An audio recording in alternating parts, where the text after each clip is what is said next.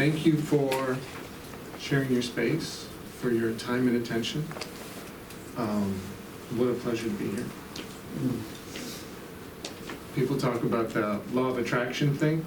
You need more voice? Yeah. Okay. People talk about that law of attraction thing. I think more in terms of a law of expression.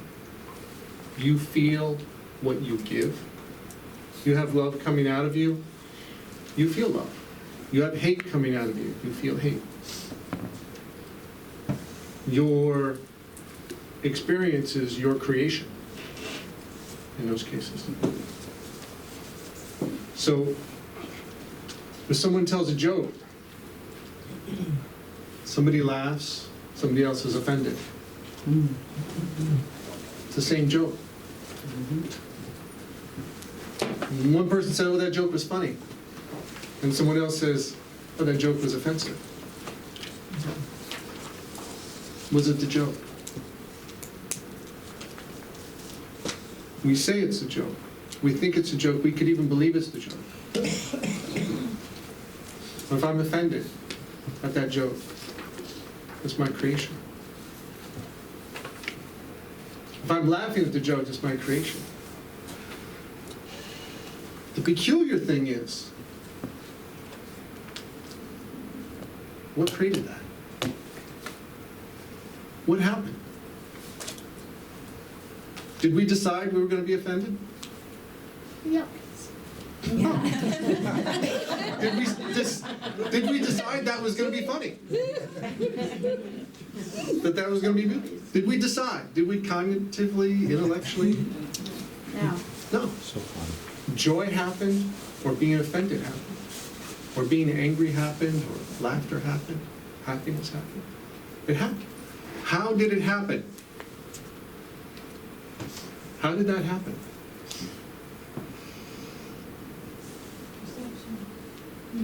Perception. Something's perceiving. Something had the offensive feeling created.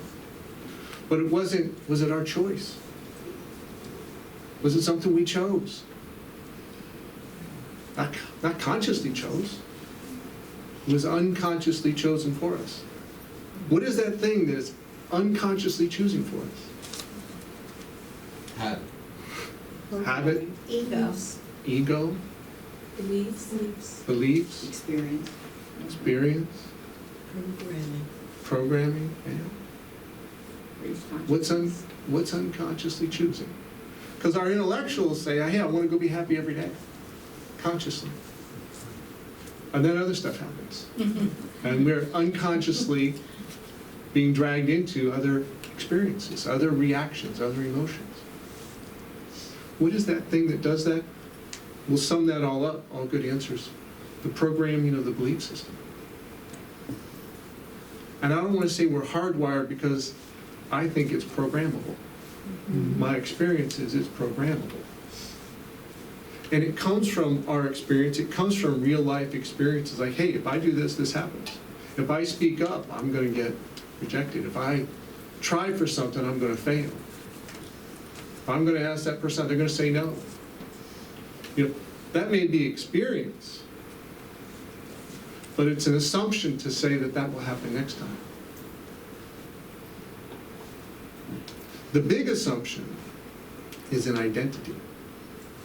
That the I that said, this is what happened to me last time will happen to me in the future. Those are imagined I's. We have this belief system, and in that belief system there's a imagined version of ourselves that we're unconscious of. There's an imagined version of ourselves that's offended during a joke. It's a bad joke. Well, it's a funny joke, but our unconscious said it was a bad joke. Some of those versions Miguel talks about, he talks about the judge and the victim. We have that judgmental voice in our head. It's on us or it's on other people. Do we consciously choose it? No. Sometimes we have an unconscious reaction to a victim. We feel the emotion consciously. But it's not an interpretation we would choose.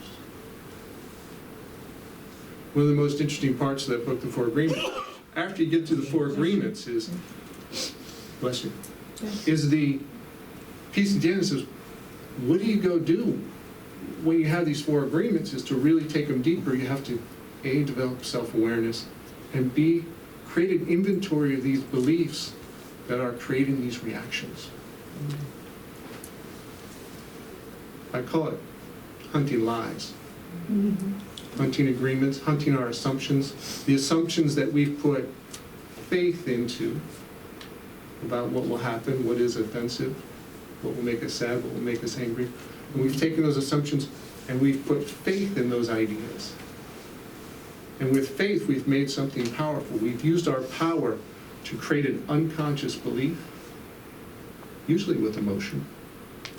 And it resides there as our book of agreements. And that's the inventory process, to go in and say, what's creating this reaction? You know, I do this sometimes. I have people get a little cup of water, and then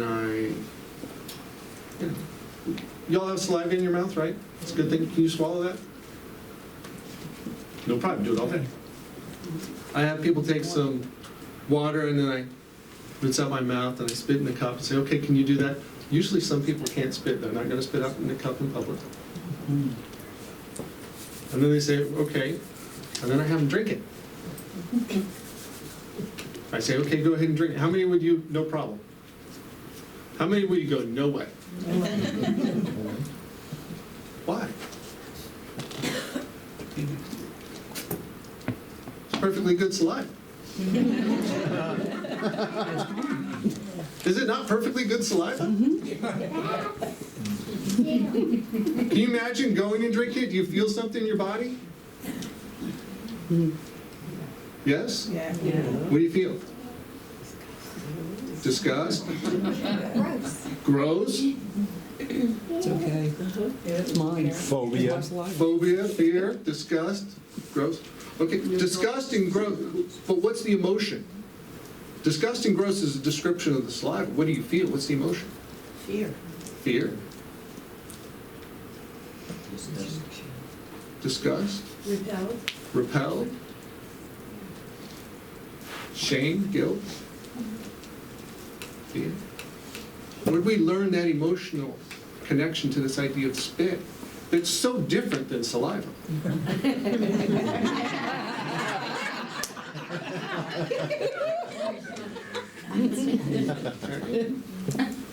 I mean, one side of the lips, it's fine. It's in here, it's fine. Does that, no, it's not good anymore.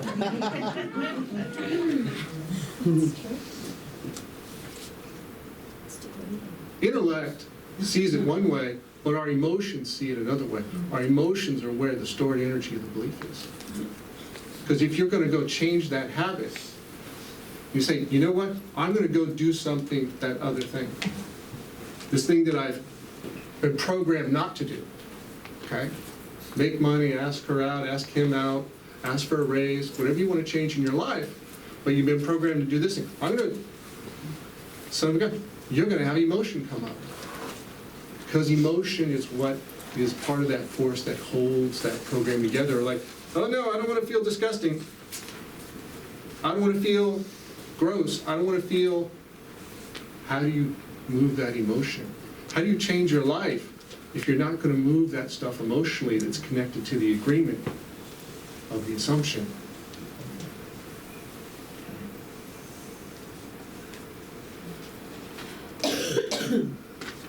That's where the change is. Because when you let go of the emotion, saliva, spit, who cares? It's just ideas. And you can move around ideas freely, but the emotional attachment to ideas is like, that's uncomfortable. Moving through the emotion. Emotion, movement. That makes the change. When you see the programming, you see it with awareness, and this is why you make an inventory of these kind of agreements. When you do it with awareness, it gets easier. There's a lot of silliness to these agreements. I was talked to a gentleman, this was years ago. And he was gonna ask this girl out. I said, well, why don't you? He's like, I don't think she'll go. Why not? I don't know. I don't know. Denial. Intellect doesn't know, but his feelings uncomfortable. It's like, okay. And I said, well, let's look at it a little closer. What's inside? Tension. Okay. What's it say? It says she won't go out with you. Why not? Don't have enough money. Oh. Okay. I said, where's that voice? It's that judgmental voice. Ah, it's a judgmental voice. Okay, it's a voice of his judge. That false identity that he assumes is his guide, telling him how he's supposed to live. And I said, well, can we have a conversation then? You're trying to make all those voices be quiet. Miguel's kind of a rebel. He teaches a little rebellious approach. You go into the fray. I said, let's have a conversation. He says, okay. So we're kind of like, well, ask it how much money you need before you can ask her out. He's like, and it's just quiet. I said, ask if it needs to be more than $1 million. He's like, it says more than $1 billion. Okay. Ask him if $2 billion. He says, more than $2 billion. Ask $5 billion. Says, okay. How much? He says, more than Bill Gates. More than Bill Gates. I need more than Bill Gates before that voice says I've got enough to ask God. Okay, good. Devils, the lies in the details. It wasn't just like, I'm not good enough. I'm not good enough because I don't have enough money. I'm not good enough because I don't have more than Bill Gates. Now the story looks a little silly. Before it looked true when it was ambiguous and vague. Okay? So this is my divide and conquer approach to inventory these agreements. Okay. So I said, now, okay, Bill, so you feel comfortable asking her out? He said, no. I said, well, what else? He says, what else would you have to do or be to be good enough for her to say yes, or for you to feel good about asking? He said, I need to be more of a philanthropist. I need to give away a lot of money. Be a really good guy, give away a lot of money. How much would you have to give away? Well, more than Bill Gates. And I'm like, he's like, this is what the voice is telling me. He's like, okay. I said, do you find this interesting? He's like, you okay? You feel uncomfortable? Because we're talking to a voice in his head, right? Mm-hmm. I mean, it's always talking to us. We might as well talk to it once in a while. And he's like, this is fascinating. So I go, okay, so if you have more money than Bill Gates and you gave away more money than Bill Gates, would you be comfortable asking her out? He's like, no. So what's the voice say? What's the judge say? He says, got to be an athlete. Not athletic enough. I'm like, what sport? He says, baseball. I like college, amateur, professional. He says professional. I said, what team? Detroit Tigers. I said, what position? He says, center field. I said, you got to win a World Series? He's like, no. Okay. Got to be MVP? No. I said, well, would it be enough just to be playing major? How many seasons? 9. Anything else? Yeah. Playing 7 all-star games. This is a detailed judge with a specific image of perfection for him to have met to feel good about himself. Wow. I said, okay, then you'd be good enough? He says, no, I gotta be more of an outdoorsman. Okay. I says, okay, well, you gotta, what do you gotta do? He says, well, I hunt and fish, but I gotta something really rugged, something really manly. I'm like, okay, he's got mountain climbing. I gotta climb Everest? He's like, no. He says, okay. K2, which is like the second highest, but supposedly harder to climb, I guess. I'm like, okay. And then you feel good enough? He's like, I'd have to do it in record time. Like, is this what, he says, this is what the voice is telling me. This is what the judge in his mind says you have to do to be good enough.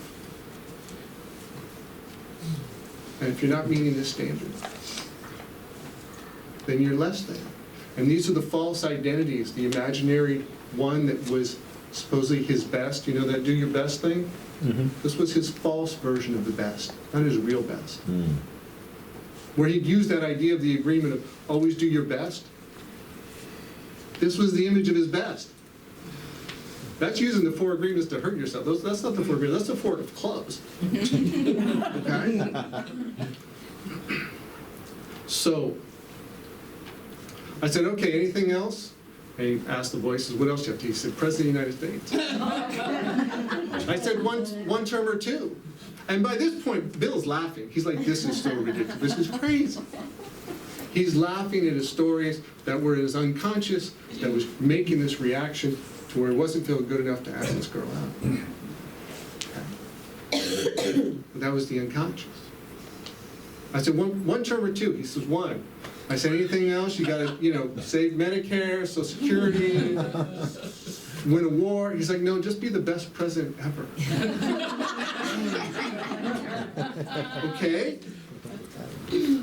I said, how do you know you need to be the best president ever? He says, I can hear my mom saying it. And he was about in 5th grade, and he goes back to the memory of when he made that agreement, and he's probably studying social studies about what are the requirements to be president. He asked his mom, can I be president? And she says, sure, Bill, you could be the best president ever. And there, I could imagine, is all that love from his mom, all that love from a woman. And he's like, an image of himself as president. And he's like, yeah, that's how I want to feel, and that's the way what I could do to feel that way. And then I'd be good enough for her. And the mind makes an association and infuses some emotion. It says, this is what, if you do this, you're good enough. And it didn't come out of trauma, it came out of love from his mother. And encouragement. And building an idea of what's possible. But that judge voice, it's not his voice, and the unconscious bury it. And they used that against him. And he was taking it personally all this time. This assumption about what he was supposed to be and what was good enough and what was his best.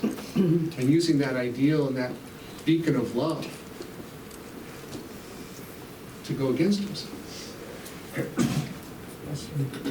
Being offended by something that wasn't even a joke.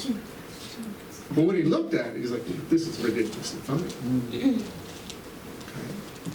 These are the agreements we have stored inside. And when you go hunting for what are you taking personally, what are you reacting to? You can find silly lies. You can find assumptions that you've put faith in that aren't true. They may have been true at the time from an experience. But if you look at them with awareness, they're not true today.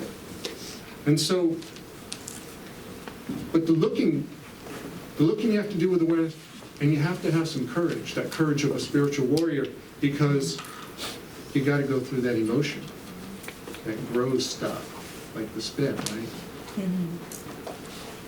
Go back and clean that up and say, that's for letting go of, that's for forgiving.